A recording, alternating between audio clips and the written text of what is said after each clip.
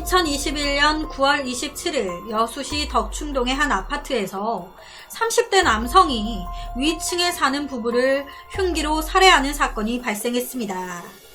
층간소음이 원인이었는데요. 이 범인은 위층으로 가서 거주자인 40대 부부와 실랑이를 벌였습니다. 그리고 말다툼 도중 흉기를 휘둘렀는데요. 그 결과 40대 부부가 현장에서 사망을 했습니다. 그런데 당시 이 현장에는 이 부부뿐만이 아니었습니다. 이들의 60대 부모님도 계셨는데 이 범인이 이 60대 부모님에게도 흉기를 휘두른 거예요. 그러면서 이 60대 부모 역시 중상을 입었습니다. 또한 현장에 어린 두 딸들도 있었습니다. 하지만 다행히도 방 안에 문을 잠그고 있어서 딸들은 화를 면했다고 하는데요. 당시에 이 사건 현장이 너무 처참했습니다. 이 범인이 아예 작정하고 정글도 긴 칼을 들고 간 거예요. 가서 막 욕을 하면서 실랑이를 하다가 그 칼을 확 휘둘러버린 겁니다. 그러면서 거주자였던 피해자 남편의 신체를 절단시킨 거예요. 이 모습에 아내분 얼마나 놀랐겠습니까? 당시 현장에는 이들의 60대 부모님도 있었습니다. 이 범인은 이 60대 부모의 신체까지 잘랐습니다. 집안이 난리가 난 거예요. 이 모습에 놀란 아내분 급히 도망을 쳤는데 엘리베이터 앞에서 잡힌 겁니다. 그렇게 아내분 또한 당하셨습니다. 이때 자녀들은 방 안에 문을 잠그고 있었어요. 실제로 당시 현장에 출동했던 이 상황을 직접 목격했던 119 대원들이 잔혹한 모습에 충격을 받아서 외상 후 스트레스 증후군 진단을 받아 입원 심리치료까지 받았다고 합니다. 그러니까 사망한 피해자들의 상태가 너무 처참했던 거예요.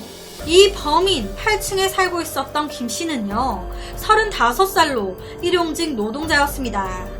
자기 말로는 매일 아침 일찍 새벽 4시 이럴 때 일어나서 출근을 해야 했어요. 그러다 보니 일찍 자야 될 거 아니에요. 그러니까 좀 일찍 잠들려고 누웠는데 위층에서 계속 부스락 바스락 소리가 들렸다는 겁니다. 그래서 참다 올라가서 이런 짓을 벌였다는 거예요. 우발적으로 화가 나서. 이 김씨는요 해당 아파트에서 2013년도부터 혼자 살고 있었고 어머니가 가끔 반찬 주러 오는 것 외에는 주민들하고 왕래조차 거의 없었습니다. 그리고 바로 윗집인 9층 피해자 40대 부부는요 이 40대 부부 2명 그리고 초등학생, 중학생 2명 총 4식구가 거주하고 있었습니다. 그리고 사건 당일은 와이프의 친정 부모님이 와 계신 상태였어요. 김씨와 똑같이 2013년도부터 거주를 했고 이 40대 부부는 집 근처에서 치킨집을 하고 있었습니다. 이 치킨집은요 아무리 빨리 맞춰도 저녁 10시 후란 말이에요. 그러니까 김씨와는 반대로 이 부부는 매일 밤 늦게 퇴근을 하게 되는 거예요. 이 부부가 밤 늦게까지 일하는 동안 어렸던 두 딸은 인근에 살고 있었던 외할머니와 외할아버지가 돌봐주시고 계셨습니다. 그래서 사건의 그날도 집이 가까우니까 딸 부부 집에 함께 계셨던 거예요. 이 부부는 저녁 10시가 조금 넘거나 해서 집에 들어오게 돼요. 그러면 최소한으로 움직인다고 해도 씻고 배고프면 밥이라도 먹고 화장실 간다고 왔다 갔다도 하게 되고 그러잖아요. 그러다 보면 약간의 부산스러운 소리가 날 수밖에 없습니다. 내가 공기도 아니고 날아다닐 수도 없고 내 집에서 내가 화장실도 못 가? 밥도 못 먹어? 사건 당시도요 퇴근하고 자려고 씻고 딱 취침 준비 중이었습니다. 자려고 하는데 그 순간 갑자기 아래층에서 김씨가 배를 누른 거예요. 쾅쾅쾅 욕을 하면서 뭔가 굉장히 화가 난 상태로 올라온 게 느껴지니까 긴장을 하면서 현관문을 딱 열었는데 김씨가 막 욕을 하더니 들고 있던 흉기로 휘두른 겁니다. 자려고 취침 준비 중이었는데 이 김씨는요, 층간소음 때문에 올라온 적이 한두 번이 아니었어요. 2021년 9월 17일 사건이 일어나기 며칠 전까지도 112에 층간소음 신고까지 했었습니다. 이때 신고했을 때 경찰이 물은 거예요. 위층 소음이 심합니까? 정식으로 신고하시면 저희가 조사에 나서겠습니다. 그랬더니 그렇게 심하지 않다고 김씨가 얘기한 거예요. 그렇게 상담을 잘 마무리한 겁니다. 그 후에 따로 또 신고를 하지 않아 경찰이 분쟁에 적극적으로 나서지 않았던 거예요. 이 김씨가 이 부부의 집에 들고 갔던 흉기는요, 언론에서는 순화해서 등산용 칼이라고 했지만 일반 칼이 아니었습니다. 해외에서 많이 사용된다는 커다란 정글도 낫이 되게 큰 버전의 큰 칼이었어요.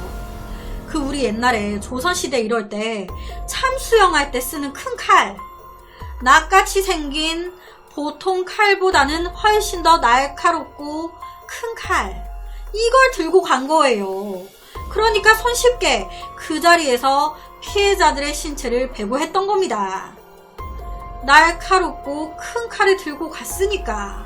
이렇게만 들으면, 아니, 윗집 이 부부가 얼마나 시끄럽게 했으면 이 범인이 이랬겠나. 윗집이 계속 쿵쿵거리면 솔직히 진짜 잠도 못 자고 짜증이 좀 나긴 하는데 라고 생각하실 분들 혹시나 계실까봐 말씀드리는데요. 이 피해자 부부 입장에서는요, 계속 이렇게 층간소음 항의를 하니 조심할 수밖에 없잖아요. 이미 이 부부의 모든 집 공간 바닥에는요, 매트가 다 깔려있는 상태였습니다. 같은 아파트에 거주하고 있는 이웃들의 증언에 의하면 층간소음이 이런 짓을 벌일 정도로까지 심하진 않았다는 거예요. 생전 이 피해자 아내분이 지인한테 우리가 샤워만 해도 시끄럽다고 김씨가 자꾸 올라온다고, 미치겠다고, 너무 힘들다고, 매트까지 다 깔아놨는데도, 조용히 다니는데도 그렇게 시끄럽다고 자꾸 올라온다고. 이 김씨가 다른 사람들보다 층간소음에 엄청 예민했다는 겁니다. 다른 동호수에 사는 사람들도요, 이런 짓을 할 정도로 층간소음이 심하지 않은데 샤워를 하지 말라는 것도 아니고 어쩌라는 건지. 그리고 이 범인 김씨가 이 부부뿐만이 아닌 평소에 다른 이웃들한테도 항의를 일삼았다는 거예요. 이웃 주민들은요, 이 부부가 잘못한 거 없다, 층간소음 우리 아파트 그렇게 심하지 않다, 이 부부 또한 층간소음 때문에 항상 조심히 살아왔다, 이 범인이 이상한 거다, 피해자들을 이상하게 생각하지 말아달라 라고 증언하셨습니다. 이 범인 김씨는 이런 끔찍한 짓을 저지른 뒤 계단을 이용해 자기 집으로 내려와서 직접 피 묻은 자기 손으로 112에 전화를 했습니다. 그때의 시간은 저녁 12시 40분쯤. 자기가 직접 사람을 죽였다며 신고했어요. 하지만 체포된 후 보인 이 김씨의 모습은요, 반성하고 있는 모습과는 거리가 멀었습니다. 체포된 후에 김씨는 범죄 동기에 대해서 그동안 층간소음 문제로 자주 많이 갈등을 빚어왔습니다. 이날 또한 이 문제로 말다툼을 하다가 욱해서 참다 너무 화가 나서 죽였습니다 라고 말을 했습니다. 그 후부터는 입을 딱 닫고 묵비권을 행사했어요. 층간소음을 배제하고요, 이 김씨는 남편과 아내 40대 부부, 그리고 이들의 60대 부모 2명, 거기다 어린 10대 자녀 2명까지 총 2명을 살해하고 4명에게 상해를 입히고 피해를 줬습니다. 정말 자칫하면요, 최악으로 가면 다 죽을 뻔했습니다. 대참사가 일어날 뻔했어요. 아니, 이 정도도 대참사죠. 말도 안 되는. 층간소음으로 화가 난다고 이렇게 사람을 죽입니까? 아무리 갈등이 있었다고 한들 이렇게 사람을 죽여요? 거기다 앞서 말씀드렸듯이 김씨는 우발적으로 죽인 거다 주장합니다. 하지만 우발적으로 우욱해서 죽였다는 사람이 애초부터 찾아갈 때 칼을 들고 찾아갑니까? 그것도 큰 칼을? 한번 베면 완전 치명상 입는 그런 칼을 죽이려고 애초부터 찾아간 거 아니고 살아남은 60대 부모는 중상을 입으셨습니다. 그리고 살아남은 두 딸은 판은 면했지만 여러분 생각해보세요. 이 딸들의 나이도요 어리지 않았어요. 모두 10대였습니다. 이런 참사가 일어날 때 밖에서 엄마 악지르는 소리, 아빠 악소리, 할머니 할아버지 악지르는 소리, 난리 나는 소리가 막 밖에서 우당탕탕 들리는데 이 자녀들 어떡하냐고요. 그 방 안에서 얼마나 무서웠겠어요. 심상치 않은 느낌이 딱 드는데 상상이 공포를 만들 수 있고 이때 들은 모든 소리는 이 자녀들 머릿속에서 평생 잊혀지지 않을 거예요. 범인에 대한 처벌도 중요하지만 이 자녀분들, 이 노부모까지 심리 치료라든지 이런 것도 좀 중점이 돼서 적극적으로 진행이 됐으면 좋겠는데 당시 이 아파트는요 오래된 아파트가 아니었습니다. 새 아파트였어요. 솔직히 윗집 아랫집의 문제라기보단 건축의 문제가 더 큰 거잖아요. 비싼 집, 예를 들면 잠실에 시아준수가 산다는 그 비싸다는 시그니엘? 뭐 이런 비싼 데 보세요. 층간소음 없어요. 그런데 일반 우리 서민 아파트들에서는 층간소음 문제로 이런 범죄들 발생합니다. 왜? 자재값, 아파트 짓는 값 아끼려고 싸게 짓다 보니 층간소음 문제를 해결을 못하고 그냥 짓는 거예요. 그럼 거기 사는 윗집 아랫집 사람들만 스트레스 받는 거예요. 아니 잠실에 20억 뭐 몇십억 호가하는 아파트에서 층간소음 때문에 뭐 이런 사건이 발생했다 이런 기사 본 적 있으세요? 아니면 시그니엘 아파트에서 층간소음 때문에 뭐 주민들 간에 뭐 갈등이 있다 뭐 이런 기사 본 적 있으세요? 솔직히 그렇잖아요. 이 얘기를 들으시고 혹여나 그 비싸다는 시그니엘 아파트 뭐 잠실의 고가 아파트들과 일반 아파트들의 값 차이가 얼만데 라고 하실 분들 계실 것 같아요. 그런데요 그 값의 차이가 층간소음에서부터 나면 안 되는 거잖아요. 서비스적인 거나 제품 퀄리티 이런 데서 나야 되는 거지. 사람이 사는 제일 기본적인 층간소음에서부터 가격 차이가 생긴다는 건 그건 아닌 것 같거든요. 층간소음 사건이 너무 일어나다 보니 법적으로 어느 정도 기준도 정해져 있습니다. 하지만 형사적으로는 소란죄 정도의 그런 벌금형이라고 해봤자 10만원 정도밖에 안 된다고 하고요.